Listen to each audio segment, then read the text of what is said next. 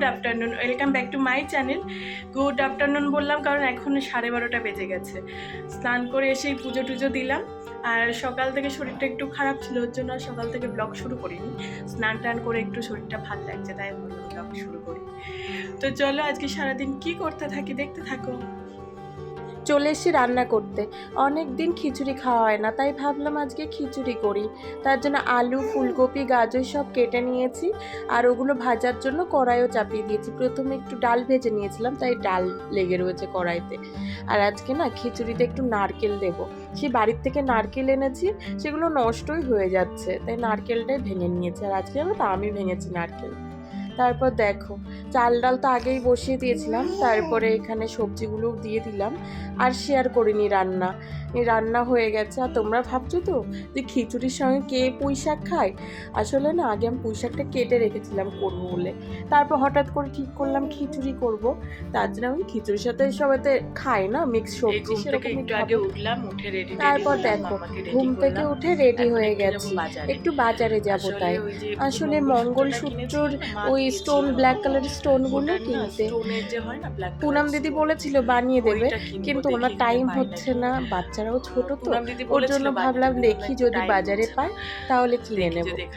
মাম্মা আর husband আগেই চলে গেছে। আসলে মাম্মাকে আমি রেডি করে তারপর রেডি হয়েছি তো, ওর জন্য আমার লেট হয়ে গেছে। তাই আমি বললাম তোমরা যাও, আমি রেডি হয়ে আসছি। আসলে না, মাম্মা রেডি হওয়ার পরে বাইরে যাওয়ার জন্য ভীষণ বায়না করে। আর দেখেছো তো, সবাই বাইরে কি সুন্দর রঙ্গোলি দিয়েছে। আসলে আজকে যেহেতু রাম মন্দিরে উদ্বোধন, তার জন্য সবাই বাইরে রঙ্গোলি দিয়েছে আর জয় শ্রীরাম লিখেছে। দারুণ লাগছে তাই না বলো? আমাদের বিল্ডিংটা তো দারুণ লাগছিল। তারপর বাজারে চলে এসেছি। আর সব জায়গায় এরকম সাজানো কেন বলো তো? সব জায়গায় আজকে পুজো হচ্ছে তার জন্য।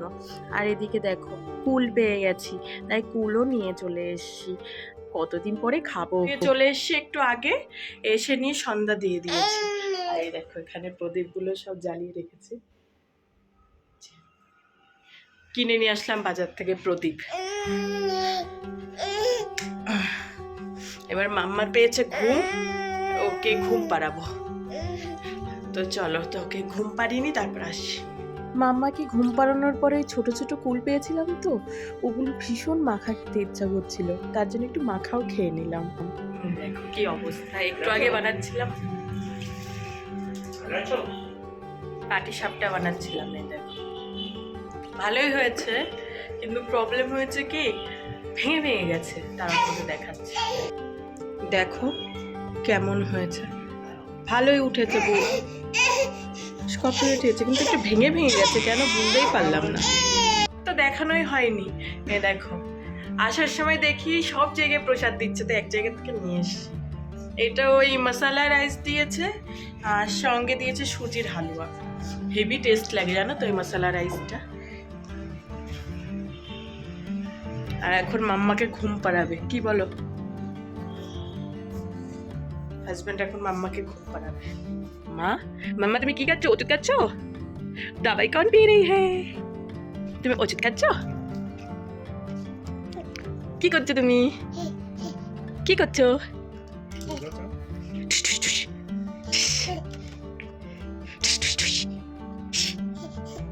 কি খাচ্ছ তুমি?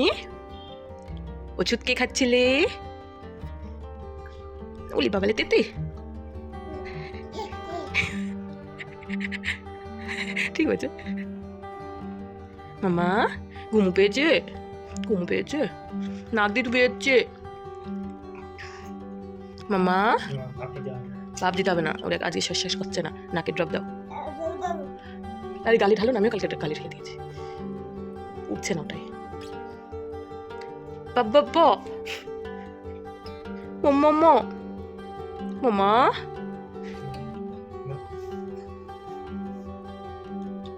মাম্মা,